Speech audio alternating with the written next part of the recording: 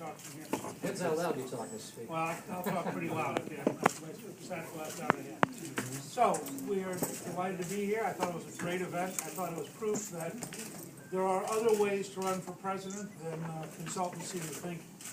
And that in fact, I think the American people were the big winners tonight, and I hope it becomes a pattern. And I would certainly hope that, Herman and I have already talked about doing a couple of other examples like this. And I would hope that other candidates like Romney and Perry would also agree to one-on-one, think of them as dialogues rather than debates. I mean, they don't have the fighting quality of a debate. And I wanted to introduce Peter Ferrara, because when you want to talk to him later on, he'll be here after we're done. And he is brilliant, and I think is the only academic who's now had, or intellectual who's had two presidential candidates cite him on the same evening. So, anyway, questions? Yes. Speaker Gingrich, Randy Chandler, Floresville, Texas.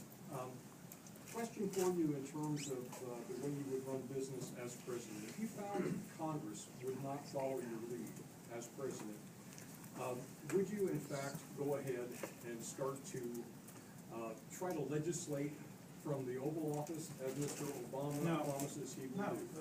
The job of the President of the United States, which Reagan did brilliantly and other great presidents have done very effectively, is to educate the American people, arouse the American people, and have them, as Reagan used to say, his job was to show the light to the American people so they would turn up the heat on Congress.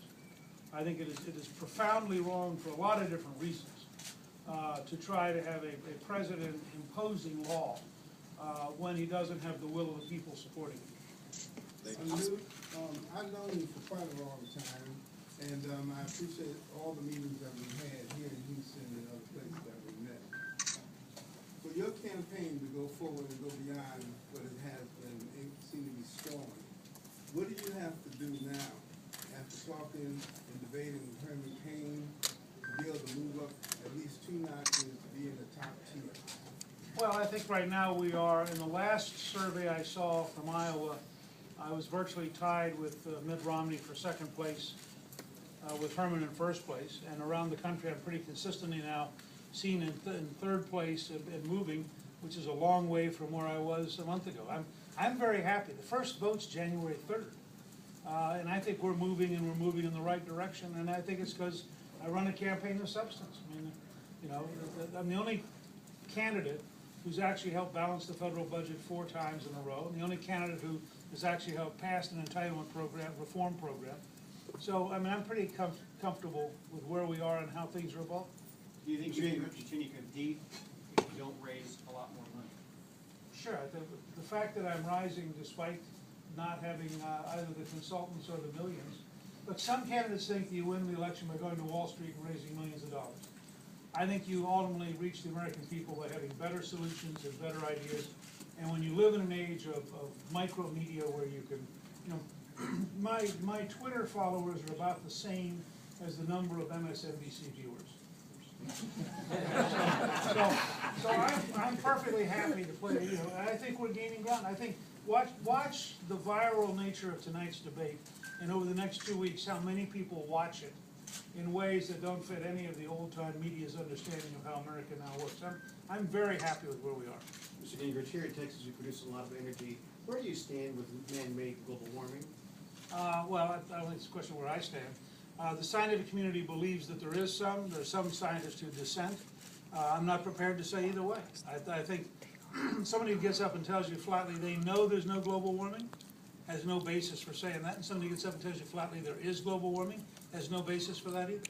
I certainly don't see anything in the current evidence that would lead me to want to have a multi-trillion-dollar government-controlled program like cap and trade.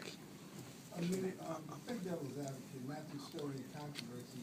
How would you have handled the question that was given to Herman Cain in answering the question about the women's accusation?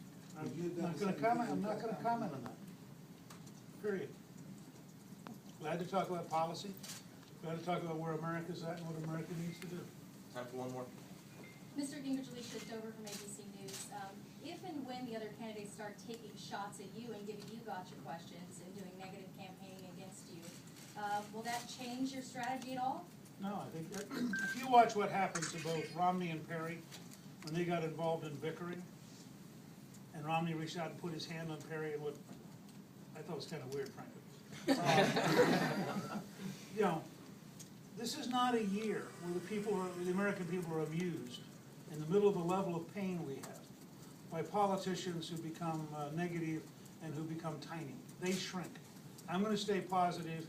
The only person I intend to be very directly critical of is President Obama, and I'm gonna keep focusing on President Obama all the way up through the 7 debates in September and October next year. Okay? Thank you all very much. Thank you for coming. Hour and a half each.